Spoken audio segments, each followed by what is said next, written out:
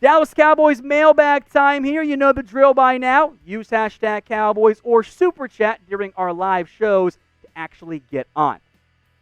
We'll begin with Emil. How much playing time will Bradlee Anae get? That is a fantastic question. When I look at where the Cowboys sit on that defensive line, I see options for them in terms of who is going to be active, and you're probably not going to have somebody active. Now, Randy Gregory, of course, is suspended, but you have DeMarcus Lawrence, Aldon Smith, Dorrance Armstrong, Everson Griffin, Tyrone Crawford can kick out wide. You probably have to make somebody inactive. So it probably comes down to Neville Gallimore or Bradlee Anae if you don't make both of them inactive. So I actually wouldn't be surprised in week 1 if Anae is one of those players who doesn't get the nod. It'll come down to how they feel about Griffin being a full goal, having not been there for all of training camp. But if Anae does play, I don't think it's going to be very much, at least for week 1 and early on this season. Jacob M. says he wants to see the new defense just out of curiosity. I completely agree. I am very much looking forward to seeing what the scheme is for the defense. I think you're going to see a multitude of looks. It will not just be, we got 4 defensive linemen, and we're going to either cover 1 or cover 3 the entire time. I think you'll see more blitzes. I think you'll see various players lining up in different spots. I think you'll see more 2-deep safety looks. I think it's going to be very, very adjusted and different, and I am excited to see what it looks like. I think one player that you might see move around a lot, I'm also excited for, is one Aldon Smith. So what is the over-under? I've said it at 5.5. What do you guys think? Over or under 5.5 sacks for Aldon Smith? Get your votes in here. This will be the pinned comment. So if you hit with the ad break here on YouTube, scroll on down and get your votes in. From my burner account, says Tom, take a drink of beer or take of a beer drink. I think you've been drinking, my friend. For every Earl Thomas question. Executive Producer James, can you go snag me one real fast here? This counts as one, so we'll come back here in a little bit. From Perry Laster, with the Cowboys cutting Clinton Dix and Zach restructuring his contract, is there still room for Earl Thomas? As we've mentioned before, the restructuring of Zach Martin and cutting Clinton Dix, that doesn't mean anything about Earl Thomas. There was room to begin with. There was going to be room at the beginning. There is room right now. They're not connected, but yes, there is room for Earl Thomas. And with that question, that makes 2 of them here, so give me a second. All right, 2 drinks. Hopefully we don't have too much alcohol today on the show. All right, from my burner account again, who do you think will be the most improved Cowboy? It's a good question. Does Aldon Smith count? Producer Brett says no. I guess that's fair. I'm going to look in the secondary. I think that maybe you're hoping Awuzie or Anthony Brown has that breakout season. Producer Brett just mentioned Tristan Hill. That's a good one. Although you said Aldon Smith didn't count because that was going from 0 to something. I think Tristan Hill's kind of in a similar mold since he did next to nothing last year. Almost anything you get out of Tristan Hill is going to be an improvement. So I'm throwing shade there at Brett, but I think it's actually a good answer there. How about Blake Jarwin as another potential most improved Cowboy this year?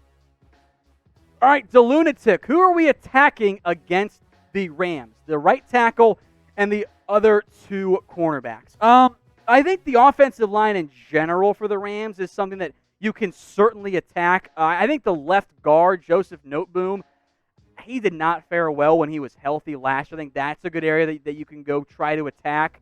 I think the common thread for what we've seen out of Goff is when you get pressure, is when you take away his first read, that's where he starts to struggle and wilt.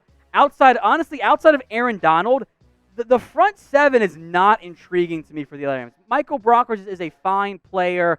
Leonard Floyd is not that good. So outside of Aaron Donald, I'm not that concerned about the front 7. I think the linebackers in coverage, if it's Micah Kaiser and Troy Reeder, you guys don't know who they are, and there's a reason for that. I think you'll be able to attack that position with backs and with tight ends in particular in the passing game. Speaking of the passing game, some CeeDee Lamb jerseys are still available for under $80. Head over to chatsports.com/CD jersey. That link will be in the comments and it will be in the description. They have the white one and the navy one as well. So go check it out there. They are still available under $80. I know supplies are getting low, so go do it while you still can. Again, that link's in the comments and in the description. From King J, why exactly is Randy Gregory suspended? It's stupid. The man has been out of football since 2018. More BS from the NFL. Can he try to appeal that decision? I don't have an answer for you. The NFL's process and handling of Randy Gregory has never fully made sense. Now, I think part of what might be going on here is maybe Randy got a little bit quicker of a decision because the NFL was clearly dragging its feet both for him and still for Josh Gordon, by the way, over in Seattle now. Dragging its feet, maybe this was kind of a compromise. Like, you know what, Randy? We know you want to be in the facility and be around, so we're going to call this 6-game acclimation period, which doesn't make any sense, really. It's ridiculous. But it does allow Gregory to get back to the Cowboys, get the extension he just got from them, and get him one step closer to playing this year. And I think that's what Randy wanted more than anything. So it is stupid. I just don't have a great answer for you, my friend. Now, never miss a video here on the Cowboys Report. We don't just do live shows. We have news videos. We have rumors videos. We're going to do a watch party for the Cowboys and the Rams. So if you want to know when those happen, click the notifications button and set your notifications to all. Otherwise, it'll be defaulted to personalized. And at that point, you might miss out on some really cool stuff we have for you here at the Cowboys Report. All right, from my burner account, more fragile, Wentz or a McDonald's toy? I have not had a McDonald's toy in years. So, Dylan, how fragile are they? Producer Dylan was not paying attention, as I has no idea on the context there. I assume McDonald's toys are still cheap in plastic, so I'm gonna go McDonald's, but I don't know. All right, from Bucky419, who do you think leads the team in interceptions? Good question.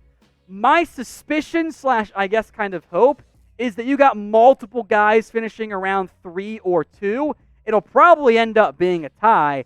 I desperately want to say Trevon Diggs, but I think that might be just a little bit too much Kool-Aid consumption. So I will go with Xavier Woods, who was on pace for 4 at the midway point, and then kind of wilted after that first half. So I'll go with Woods, but you guys in the comments, feel free to make your guesses too. The Lunatic, will the boy genius after Sunday night be Kellen Moore?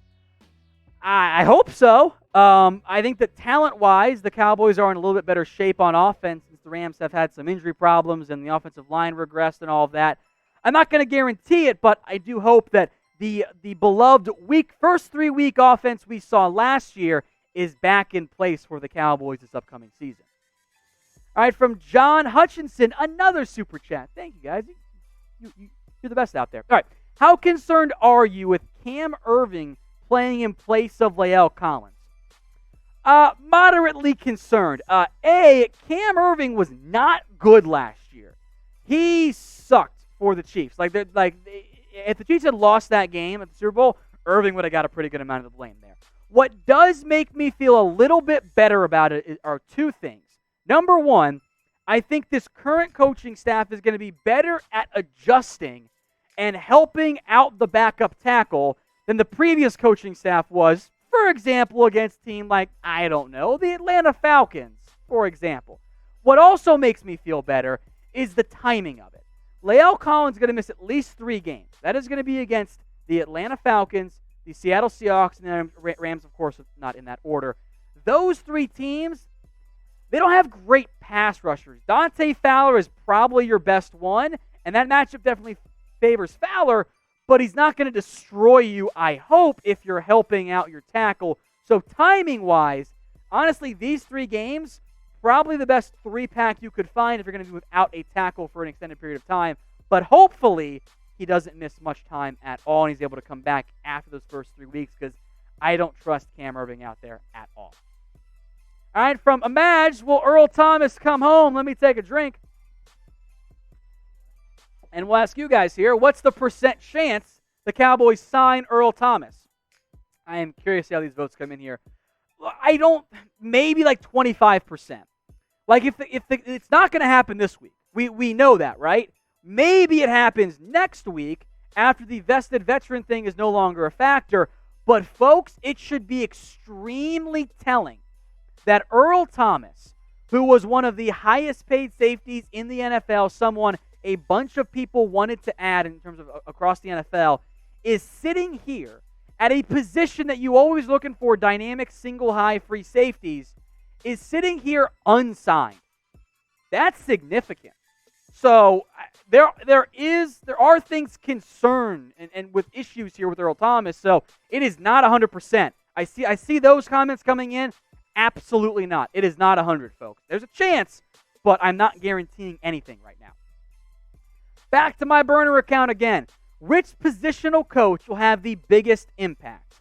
I'm going to go with special teams coach John Fossil, because last year's special teams unit for the Dallas Cowboys was one of the worst in the NFL across the board. Punting was dead last in the NFL. The field goal units were trash with Brett Maher because Garrett didn't want to move on from his guy. The return games, non-existent. The Cowboys were bottom 3 in average starting field position with teams like the Chargers and the Jags. How they won 8 games actually still kind of surprising from that perspective. Of course, the offense, it was great and kind of bounced out. But I'm hoping that John Fossil, even just league average special teams, is going to be a massive improvement here. Our linebacker core scares me because of how thin we are. If we play a 4-3 defense, who will be the third linebacker to start? Well, when the Cowboys revealed their depth chart, they actually did not list a third Sam linebacker in the way we are accustomed to. Instead, they used the DPR, designated pass rusher, and listed Aldon Smith.